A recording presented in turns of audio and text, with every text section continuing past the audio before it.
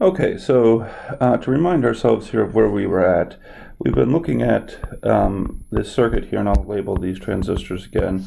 We've got my current mirror at the top, and then we've got the two PNP transistors that make up the current mirror, and then this QO or Q0, depending on how you want to say it, is the output. Now, remember, we did an example in class the other day, and we also got, we did small signal analysis, well, not small signal specifically, but what we ended up getting here is we got that the voltage gain was equal to -1 over VT divided by 1 over VAN plus 1 over VAP.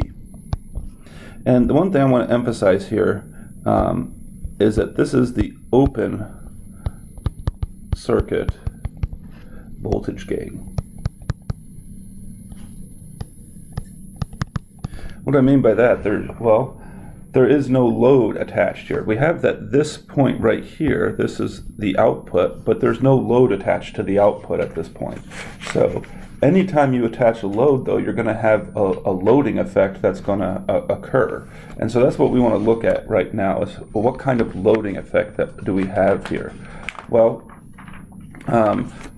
what we're going to do here is we're going to simply attach a coupling capacitor and a resistor. And this will be my load resistor. And then again, this is just a coupling capacitor. And we're going to assume the coupling capacitor is chosen such that, whatever frequency our small signal is working at, that it behaves as a short. So we're not going to have to worry about that. We're going to be in the mid-gain range here. But the issue is this RL is going to have a loading effect on this. Now, let's recall a couple other things. Remember that the output resistance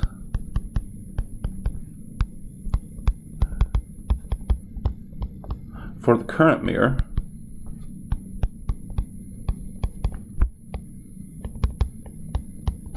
was RO, and I'm going to put 2 here. It was that resistance due to the early voltage effect. So we have RO2 there as the output resistance. And the reason I'm emphasizing that is that when we do the small signal, we're not going to have to, because we're going to draw the small signal equivalent here, but I'm not going to have to draw Q1 and Q2. All I'm going to have to do is put in that RO, that equivalent output impedance here. So when we draw the equivalent circuit here, we're going to be looking at, and I'm going to, now the diagram's getting a little messy here, we're going to be looking at this here, including this output resistance. So let's look at what the small signal model would be for that. So if we draw that, well, we're going to have my R pi, and this is R pi 0, or R pi out, and then of course we have a plus minus V pi 0, and then we have plus minus, this is just my input voltage. So the nice thing here is my input voltage is immediately equal to my V pi. And then we have a current source, remember, and then this would be GM, and this is going to be V pi 0.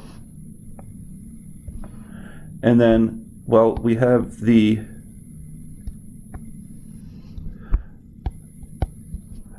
early voltage effect for this resistor, RO, so that's for the NPN. So maybe I'll just put here, this is for the NPN transistor. And then we also have, of course, the load.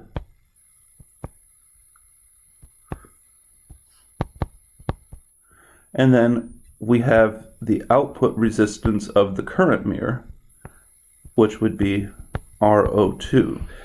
So remember, that's what's nice about this current mirror and why we were back in the earlier lessons, why we were interested in figuring out what the output resistance is. Because now instead of having to put all of those transistors in here, I can just put the equivalent output resistance that the circuit sees. And then, of course, we have V out here.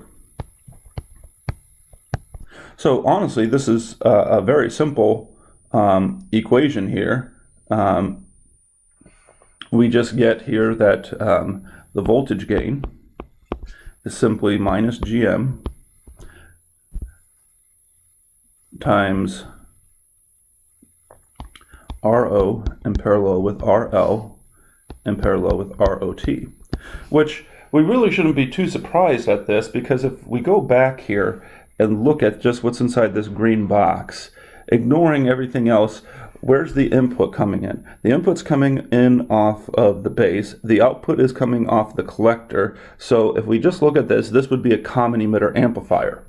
And, well, this is the equation for a common emitter amplifier. The difference is that when we had it with resistors, we had RO in parallel with RL, and we didn't have RO2, you had RC, because we had a collector resistance there. So it's really just the same formula.